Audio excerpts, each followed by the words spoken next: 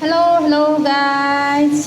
आज चाहिँ म यो कोपी पकाउन आँट्दैछु। अघि खाना पाक्यो अनि अब कोपी रेडी गरेको छु। आज कोपी भुट्ने अनि त्यस पछाडि कोपीको लागि यहाँनिर थोरै टमाटर प्याज खोर्सानी छ हैन।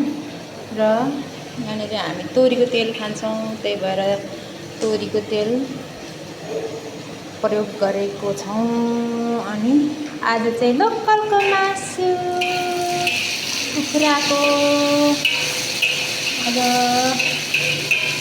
लोकल भालेको मासु खाँदैछौँ। अनि यहाँनिर यसरी भुट्छु होइन गाइस, म चाहिँ यसरी गर्छु होइन।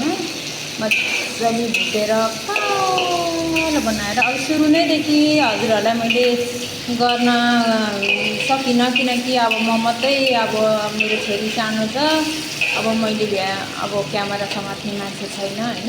त्यही कारणले मैले आधा भागबाट मात्रै गरेँ होइन।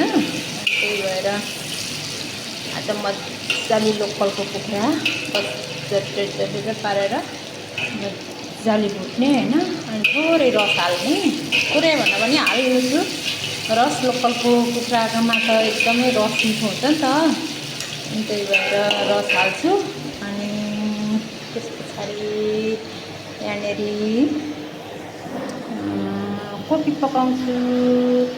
अनि आज चाहिँ किन फरकको किचन छ नि भनेर भन्नुहुन्छ भने, हाम्रो दुईवटा किचन छ नि त, अनि त्यही भएर कोही बेला यहाँ यो किचनमा पनि पकाउँछौँ, कहिले अर्को हिजोको किचनमा पनि पकाउँछौँ होइन।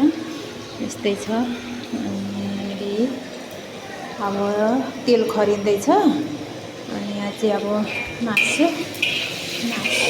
भुटेर कालो मजाले रनक्क पारेर झोल हाल्ने। अनि त्यहाँदेखि यस्तो मिठो गरेर खाने कि।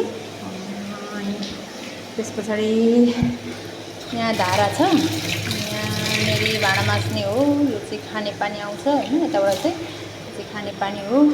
हिजोकै जस्तो सेम धाराहरू हो। हिजो पनि अब एउटा खानेपानी र एउटा चाहिँ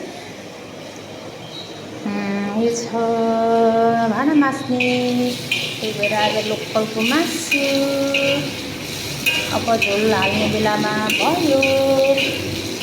त्यही भएर हजुरहरूलाई यति मात्र देखाउन समर्थ भएँ है, किनकि मेरो क्यामेरा देखाउने मान्छे नभएको, समाउने नभएको कारणले है त।